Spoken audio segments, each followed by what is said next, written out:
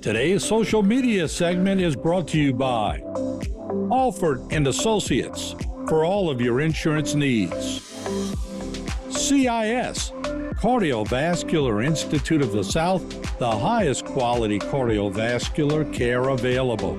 Barker Honda, the Barker family tradition of quality.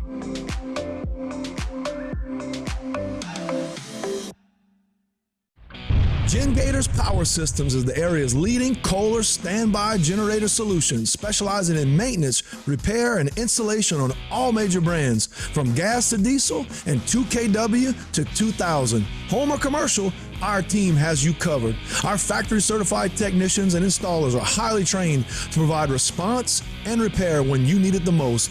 We service what we sell, period. Trust the Gen Gators, where we sink our teeth into service.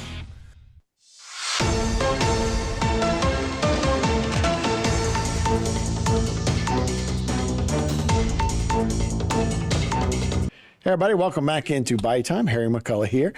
Just under 2 weeks to go in the legislative session in Baton Rouge, and we are fortunate to be joined by Beryl Amedee, of course, of District 51. Beryl, thanks so much for joining us. I know you guys have had a busy time in Baton Rouge over the last couple of weeks, about 2 weeks to go. Can you give us an update or where you're at in this legislative session? Sure, my pleasure. So with 2 weeks to go, we are in countdown mode. We probably won't finish terribly early, but to us, even if we finish 6 hours early, that's still early. So we have the hard deadline of 6 p.m. on June 3rd. And so right now, it means that most bills that have survived this long are making their way through the process by being in the opposite chamber. So if you have a House bill and it's not already being handled by the Senate, it's probably not going to make its way through the whole process before the end of session, and then vice versa. So in the House, we've been seeing a whole lot of Senate bills, and in the Senate, we've had many of our House bills, and so we feel like we can see the light at the end of the tunnel, that we'll actually have gotten a lot done this session, and we're happy. Well, yeah, that's what I want to talk about. A little different session because there's no longer now there's a Republican governor and supermajority in both houses, so a lot different than we've seen over the last 8 years. What does it feel like from your standpoint with that in mind? Well, it actually feels like there's a lot of teamwork. It hasn't felt like that to me in the last 2 terms, because we had a whole different leadership structure, we had different administration, but right now it feels like there's teamwork. I'm aware that the Speaker of the House and the Senate President actually talk and visit with each other on a regular basis, and they together go and see the governor on the 4th floor. So there's a whole lot of communication that I'm not sure ever went on in my last 2 terms, or at least if it did, it didn't seem that it was as comfortable as it does now. So I feel that the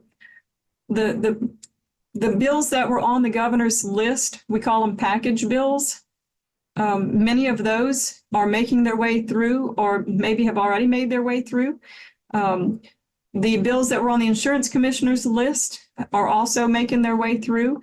And I think we'll have accomplished a lot of good things. Now, will we have accomplished everything we want, or should I say everything I want? No, of course not. But we will have made a whole lot of progress, and I'm very pleased with that. Today in House Education, we heard the Senate version of the Education Savings Account bill, and that's one of the governor's package bills.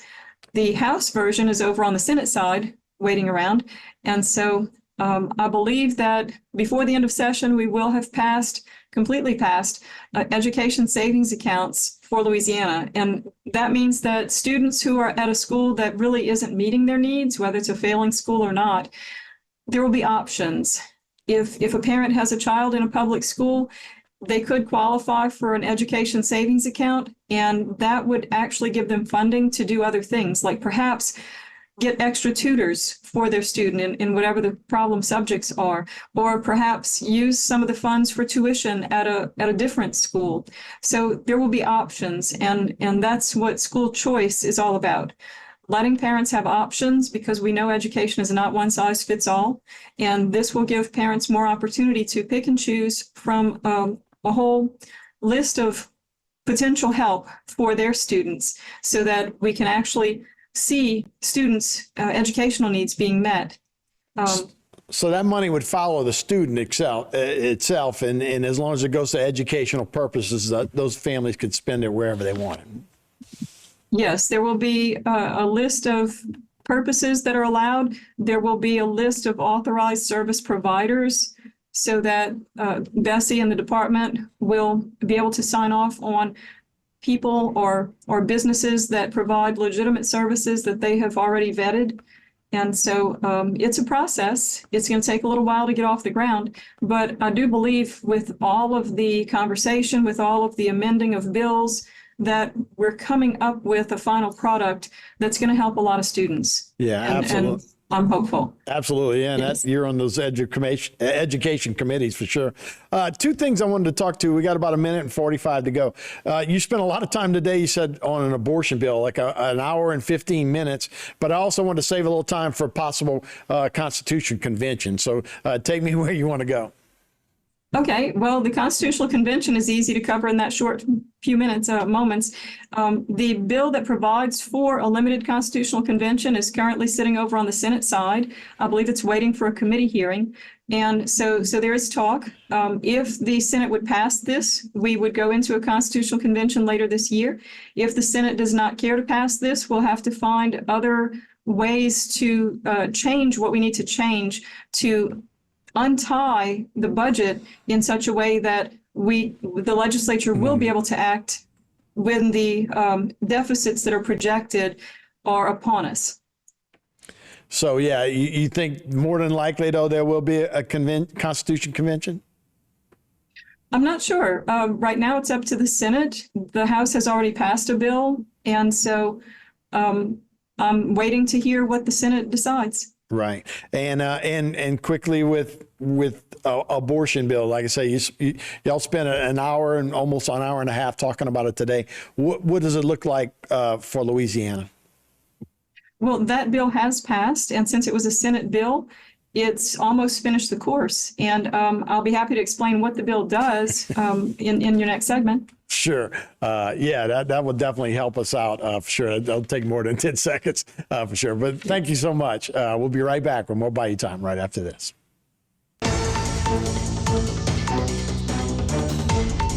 Today's social media segment is brought to you by South Louisiana Bank. It's better when we bank together. Waits and Downer, attorneys at law. Terrebonne Ford, built Ford tough.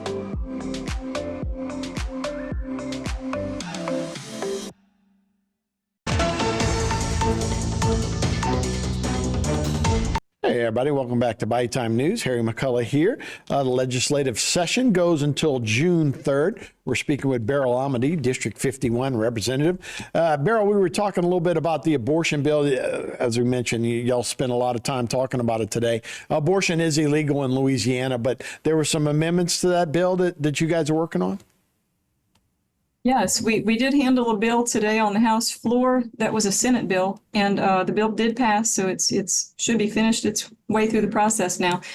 This bill dealt with the story that we had heard out of Texas. One of our senators has a sister who was living in Texas, and she was expecting a baby, and her, of course, now estranged husband, former husband, had taken steps to drug her in an attempt to cause her to abort the baby.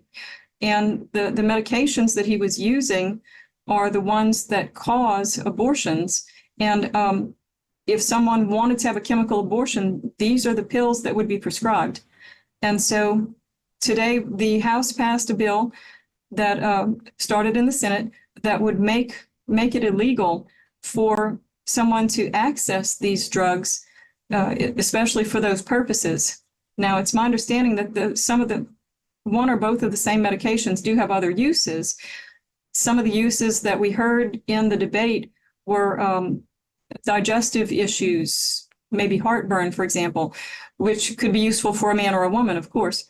But in this case, the bill would not allow someone easy access to these medications for these purposes. So the man who committed this crime in Texas was sentenced to 180 days.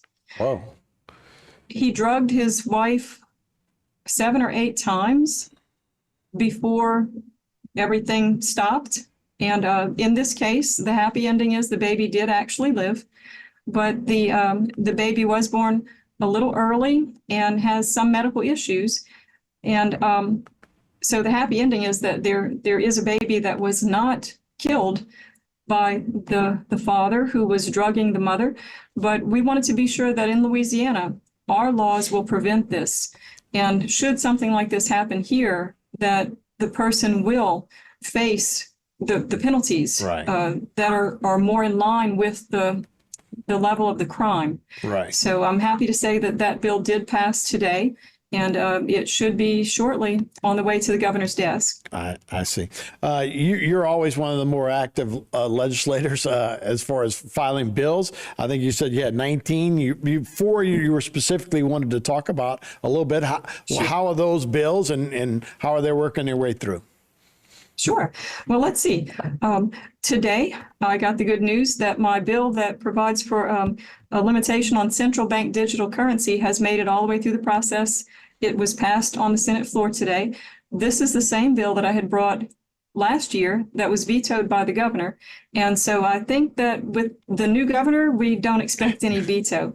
So what the bill does is it changes a minor definition in the Uniform Commercial Code so that should the federal government decide to introduce a central bank digital currency in the United States, the definition change that I just got put into law here would cause a pause so that it would give the Louisiana legislature time, a window of opportunity to come back and set the laws on how central bank digital currency may work in Louisiana. And the purpose of this is to protect our citizens. We never want a government to dictate how and where and when you can spend your own hard-earned money. And so that's why it's important to watch out for a U.S. central bank digital currency. Let's see. Another bill that I have pending in the Senate, I don't know if it's going to make it all the way through the process because it's getting late. I'm trying to get it scheduled in committee, is a bill that I call my Don't Say Free bill. And this bill would simply say that when a government entity in Louisiana advertises or promotes a product or a service that is paid for by taxpayer dollars, they can't use the word free in the advertising or the promotion because it truly isn't free because it's been paid for by taxpayer dollars. Right. They'll have to come up with some other wording like at no cost, for example.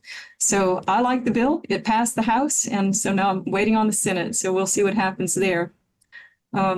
Like free phones. Another bill that I'm sorry. Like No, free phones, not right? free. Yeah.